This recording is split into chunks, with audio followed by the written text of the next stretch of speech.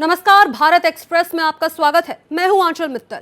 भारत ने डेंगू के खिलाफ अपनी लड़ाई में एक ऐतिहासिक कदम उठाया है। देश में पहली बार डेंगू से बचाव के लिए एक वैक्सीन को मंजूरी मिल गई है। जापानी कंपनी टाकेडा की क्यूडेंगा वैक्सीन को भारत के ड्रग रेगुलेटर ने हरी झंडी दे दी है। दावा है कि यह वैक्सीन डेंगू वायरस के चारों प्रकारों से सुरक्षा देने में सक्षम है और इसे उन लोगों को भी लगाया जा सकता है जिन्हें पहले कभी डेंगू नहीं हुआ।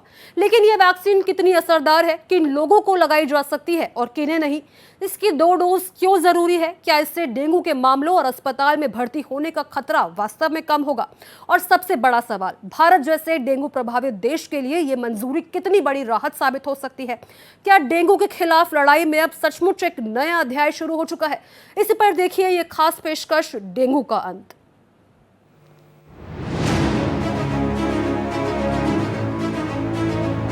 हर साल बारिश आती है, राहत भी लाती है, लेकिन अपने साथ एक ऐसा खतरा भी लेकर आती है जो हजारों परिवारों की चिंता बढ़ा देती है।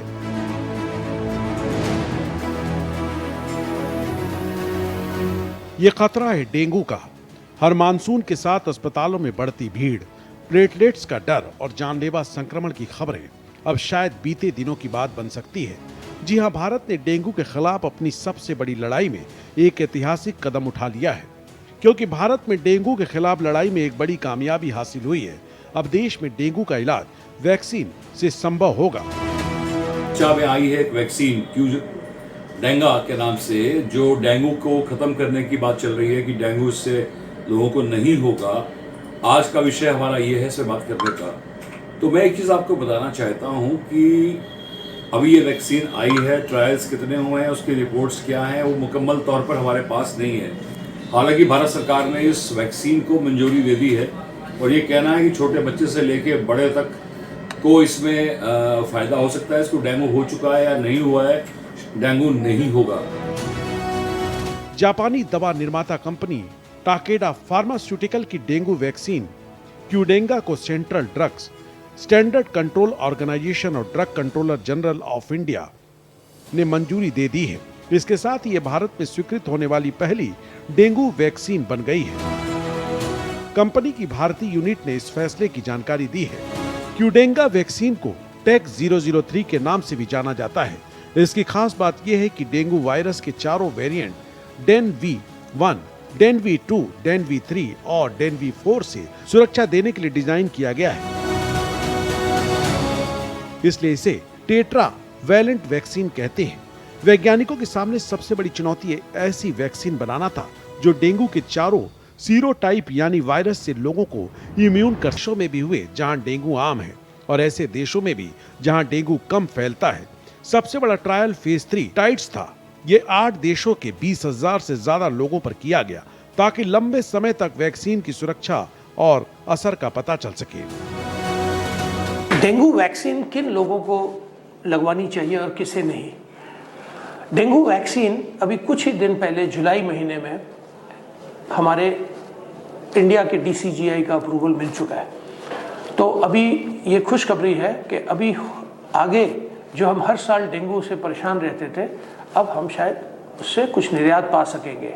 हमारे दिल में अलग अलग प्रकार के प्रश्न उठते हैं कि किसे लगवानी चाहिए, कौन इसके लिए एलिजिबल पेशेंट्स हैं। तो ये जो डेंगू वैक्सीन है, DCGI ने जो अप्रूव किया हमारे गवर्नमेंट ने, वो 4 से 60 ईयर्स 4 to 60 ईयर्स एज के बीच में इन्होंने अप्रूव किया है। Less than 4 more than 60 avoid करना है। और क्या पहले डेंगू हो चुका है तभी ये वैक्सीन लगनी चाहिए? नहीं। अगर पहले डेंगू हुआ हो या ना हुआ हो, आप वैक्सीन लगा सकते हैं। 8 देशों में किए गए एक बड़े रिसर्च में लगभग 20,000 बच्चों को शामिल किया गया।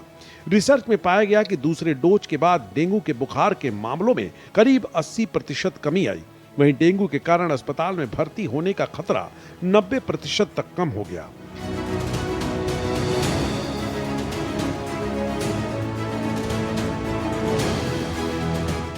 इस वैक्सीन के बाद इंजेक्शन वाली जगह पर दर्द या लालपन, सिर दर्द, मांसपेशियों में दर्द, कमजोरी और अस्वस्थ महसूस होना जैसे साइड इफेक्ट हो सकते हैं।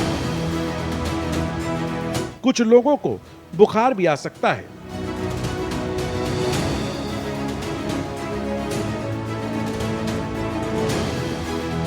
ये साइड इफेक्ट आमतौर पर हल्के होते हैं और कुछ दिनों में ठीक हो जाते हैं। दूसरी डोज के बाद ये साइड इफेक्ट पहले की तुलना में कम देखे गए। क्लिनिकल ट्रायल में ये भी पता चला कि दूसरी डोज लगने के 1 साल बाद ये वैक्सीन डेंगू से बचाने में करीब 80% असरदार रही। अभी तक समस्या यह है कि बहुत सारी चीज़ों का भी सामने आना जरूरी है। हम जानते हैं कि हिंदुस्तान में डेंगू का प्रकोप एक बार बहुत बड़ा हो चुका है ऑलरेडी, और लेकिन हमारे यहाँ खौफ का जब माहौल पैदा होता है तो लोग इससे भागते हैं, डरते हैं और उसी वजह से खर्च करते हैं। डेंगू में खासकर तौर पर मैंने ये देखा है कि लोग कहते हैं कि प्लेटलेट काउंट्स बहुत कम हो गए, किसी के 1 लाख हो गए सीधा आईसीयू में भर्ती हो रहा है जाके, तो ये डर है। जबकि अगर कहीं बॉडी से कहीं ब्लीडिंग नहीं हो रही है तो 8000 प्लेटलेट काउंट तक भी मरीज को भर्ती करने की आवश्यकता नहीं होती। लेकिन ये बड़ा अच्छा एक खबर है कि एक वैक्सीन किसी देश ने बनाई है, इसको भारत सरकार ने मंजूरी दे दी है, पर जब तक और तमाम चीज़ें सामने नहीं आती हैं, कितनों पर ट्रायल्स हुए हैं, क्या हुआ है क्या नहीं हुआ है, तो ये एक अच्छा प्रयास है। मैं इसको यही कहूँगा और कोशिश करते हैं, देखते हैं आगे कि ईश्वर करे कि ये वैक्सीन बहुत कारगर साबित हो। 1.5 साल बाद डेंगू की वजह से अस्पताल में भर्ती होने का खतरा 90% तक कम हो गया। 4.5 साल बाद भी ये अस्पताल में भर्ती होने से बचाने में 84% तक असरदार रही। वहीं 7 साल के आंकड़ों से पता चला कि क्यूडेंगा वैक्सीन डेंगू वायरस के चारों प्रकारों के खिलाफ लगातार सुरक्षा देती रही। क्यूडेंगा को मंजूरी मिलने में भारत में हुए फेज 3 ट्रायल के नतीजों की भी भूमिका रही। इसमें 4 से 60 साल के लोगों पर वैक्सीन की सुरक्षा और असर को परखा गया। ट्रायल में ये वैक्सीन बच्चों, किशोरों और बड़ों में सुरक्षित पाई गई। क्यूडेंगा को साल 2024 में वर्ल्ड हेल्थ ऑर्गेनाइजेशन की प्री क्वालिफिकेशन भी मिल चुकी है। इसका मतलब है कि WHO ने जांच के बाद इसे अच्छी क्वालिटी का, असरदार और सुरक्षित माना। इससे तमाम देशों में इस वैक्सीन को इस्तेमाल करना आसान हो जाता है।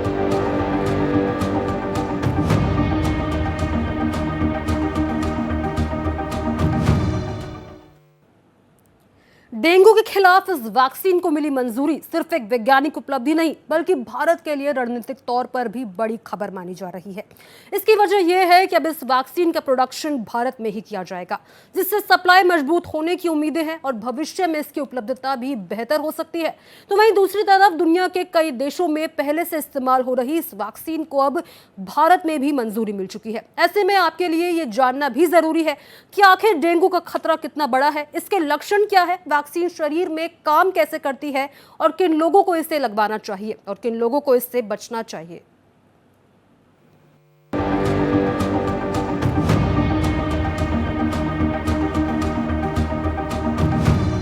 इससे पहले वैक्सीन के बड़े पैमाने पर उत्पादन के लिए टाकेडा ने साल 2024 में भारतीय वैक्सीन निर्माता कंपनी बायोलॉजिकल ई के साथ एक बड़ी साझेदारी की थी।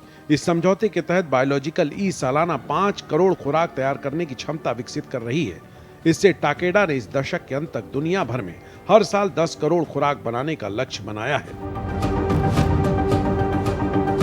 टाकेडा के इंटर कॉन्टिनेंटल मार्केट्स के प्रमुख महेंद्र नायक ने एक बयान में बताया कि 2022 में लॉन्च होने के बाद से क्यूडेंगा को अब तक यूरोपीय संघ, ब्रिटेन, ब्राजील, इंडोनेशिया और अर्जेंटीना समेत 40 से अधिक देशों में मंजूरी मिल चुकी है। बहुत से लोग जो गरीब लोग, खासकर जो ऐसे स्थान पर रहते हैं जहां जल और का बहुत ज़्यादा भराव होता है, मच्छर बहुत ज़्यादा पैदा होते हैं, तो वहां पर शायद वो लोग बच सकें, क्योंकि जो आज की तारीख में पढ़ा लिखा और एक मिडिल क्लास या अपर मिडिल क्लास व्यक्ति है या अमीर व्यक्ति है, उनके पास पैसे होते हैं, मेडिकल इंश्योरेंस होता है, जो एक आम आदमी के पास नहीं होता। तो उसके लिए इसकी कॉस्टिंग क्या होगी, क्या नहीं होगी, ये तमाम प्रश्न अभी रुके हुए हैं। जैसे इन प्रश्नों का जवाब मिलेगा तो मैं समझता हूँ अच्छा ही होना चाहिए। सरकार ने अगर इसकी मंजूरी दी है तो शायद ये मुफ्त ही होना चाहिए और इसके कोई साइड इफेक्ट्स तो नहीं है। ये चीज़ भी हमें आगे फ्यूचर में देखनी होगी। अब भारत भी इस सूची में शामिल हो गया है और दुनिया भर में करीब इसकी 3.2 करोड़ से अधिक खुराक दी जा चुकी है। पिछले 2 दशकों में भारत में डेंगू के मामले 11 गुना बढ़ चुके हैं।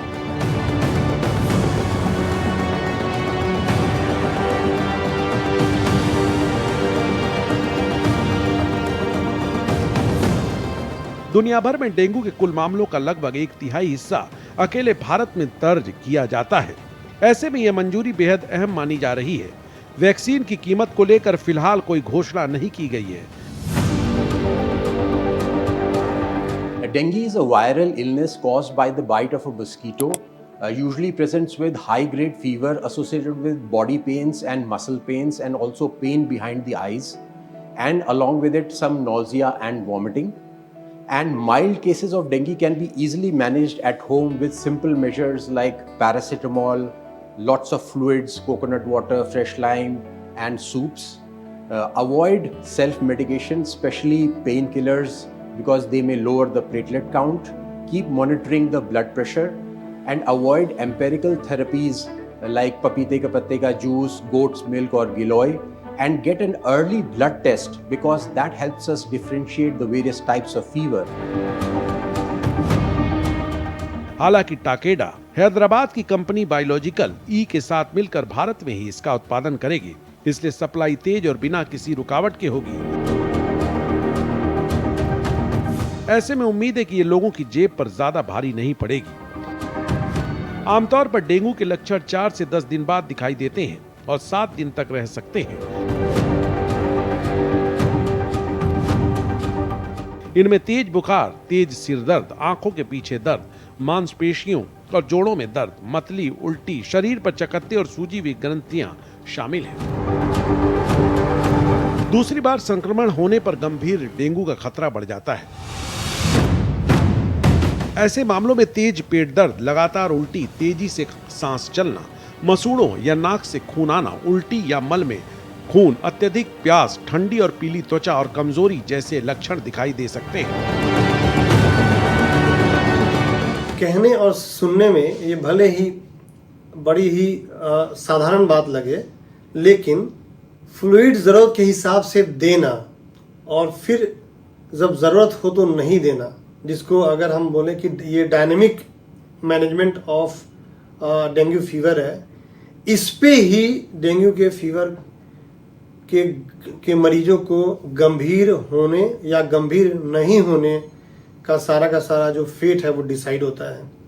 इसलिए इम्पोर्टेंट है कि जो कुछ पैरामीटर्स को देख के और जो डॉक्टर्स ये डिसाइड करते हैं कि ये फ्लूइड देना है या नहीं देना है, वो आम लोगों को ये बात पता हो और डेंगू फीवर डायग्नोसिस के बाद ज़रूर एक डॉक्टरी सलाह लें और ये डॉक्टर को डिसाइड करने दें कि उसके मैनेजमेंट में आपको कब कितना फ्लूइड लेना है, दोबारा कब दिखाने जाना है, क्योंकि ये छोटी सी चीज़ करने से डेंगू के गंभीर परिणामों से बचा जा सकता है। ये एक वायरल बीमारी है जो संक्रमित एडीज मच्छर के काटने से फैलती है।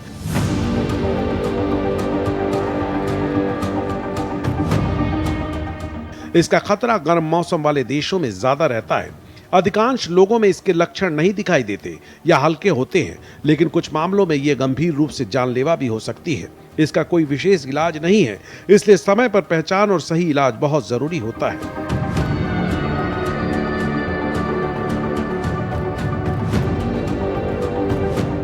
डेंगू के लिए तैयार क्यूडेंगा वैक्सीन वयस्कों, किशोरों और 4 साल या उससे अधिक उम्र के बच्चों को दी जा सकती है। इसमें डेंगू वायरस के चारों वेरिएंट डेनवी 1, डेनवी 2, डेनवी 3 और डेनवी 4 के चारों प्रकारों के कमजोर रूप होते हैं जो बीमारी नहीं फैलाते, लेकिन शरीर के इम्यून सिस्टम को वायरस से लड़ने के लिए तैयार करते हैं। जब ये वैक्सीन लगाई जाती है तो शरीर की इम्यून सिस्टम इन कमजोर वायरस को पहचान कर उनके खिलाफ एंटीबॉडी बनाती है। बाद में अगर कोई शख्स असली डेंगू वायरस के संपर्क में आता है तो शरीर पहले से तैयार एंटीबॉडी की मदद से वायरस से तेजी से लड़ने की कोशिश करता है। बस वैक्सीन में ये है किन लोगों को नहीं लगानी चाहिए उसका हमें ध्यान रखना चाहिए। Immuno compromised patients like diabetes, जो कि कैंसर ड्रग्स पे हैं, HIV एड्स पेशेंट, इन लोगों को हमें ये वाली वैक्सीन अवॉइड करनी है। वैक्सीन के दोनों डोज, वैक्सीन ये जो है इसके 2 डोज लगते हैं 3 महीने अपार्ट, एक आज लगेगा, एक 3 महीने बाद लगेगा। और इसकी जो इम्यूनिटी होती है ये सेकेंड डोज के करीबन 3 महीने बाद फुल्ली एक्टिव हो जाता है। कोई भी ऐसा वैक्सीन जब लगता है तो 3 महीने मिनिमम लगते हैं इसके इम्यूनिटी को आने में। अब वैक्सीन लगे तो कोई तो साइड इफेक्ट होगा, बट इस वैक्सीन में बहुत ही मिनिमल साइड इफेक्ट जो नॉर्मल एक वैक्सीन में होता है, जैसे कि ठंड लगना, बुखार हल्का सा, बदन टूटना 1-2 दिन के लिए, वैसा वाला ही सिम्टम रहेगा और कोई ऐसा मेजर एडवर्स साइड इफेक्ट नहीं है। कंपनी के मुताबिक दोनों डोज के बीच कम से कम 3 महीने का अंतर रखा जाता है। अगर दूसरी डोज किसी कारण से देर से लगती है तो दोबारा शुरुआत करने की जरूरत नहीं होती। दूसरी डोज उपलब्ध होते ही लगाई जा सकती है। कंपनी के मुताबिक ये वैक्सीन उन लोगों को नहीं दी जानी चाहिए जिन्हें इसकी किसी पिछली डोज से एलर्जी हुई हो। इसके अलावा कमजोर इम्यून सिस्टम वाले लोग, HIV संक्रमण के कारण इम्यून सिस्टम को दबाने वाली दवाएं लेने वाले लोग, गर्भाधारण योजना बना रही महिलाएं और स्तनपान कराने वाली महिलाओं को भी वैक्सीन नहीं लगाई जानी चाहिए। विशेषज्ञों का कहना है कि केवल वैक्सीन के भरोसे डेंगू को खत्म नहीं किया जा सकता। मच्छरों की रोकथाम, साफ सफाई, पानी जमा न होने देना, समय पर जांच और लोगों में जागरूकता पहले की तरह जरूरी रहेंगे। वैक्सीन इन उपायों का विकल्प नहीं बल्कि एक मजबूत अतिरिक्त सुरक्षा कवच है। अगर इसका व्यापक स्तर पर इस्तेमाल किया गया तो डेंगू के गंभीर मामलों, अस्पताल में भर्ती होने की संख्या और स्वास्थ्य व्यवस्था पर पड़ने वाले बोझ को काफी हद तक कम किया जा सकता है। भारत में डेंगू के खिलाफ पहली वैक्सीन को मिली मंजूरी उम्मीद की एक बड़ी किरण है, लेकिन यह भी याद रखना होगा कि सिर्फ वैक्सीन ही बीमारी पर पूरी तरह लगाम नहीं लगा सकती। मच्छरों की रोकथाम, साफ सफाई, घर और आसपास पानी जमा न होने देना और समय पर इलाज आज भी उतने ही जरूरी है। क्यों डेंगू निश्चित रूप से डेंगू से होने वाली गंभीर बीमारी और अस्पताल में भर्ती होने के खतरे को कम करने की दिशा में एक बड़ा कदम है।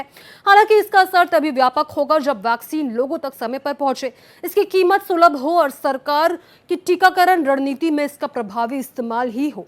फिलहाल इतना तय है कि हर साल लाखों लोगों को प्रभावित करने वाली डेंगू की चुनौती के खिलाफ भारत के पास अब एक नया और वैज्ञानिक हथियार है। आने वाले वर्षों में यही कदम देश में डेंगू के बढ़ते बोझ को कम करने में कितनी बड़ी भूमिका निभाता है, इस पर पूरे देश और दुनिया की नजर रहेगी। हमारी इस खास पेशकश में फिलहाल इतना ही। बाकी की देश और दुनिया से जुड़ी तमाम खबरों के लिए बने रहिए भारत एक्सप्रेस के साथ।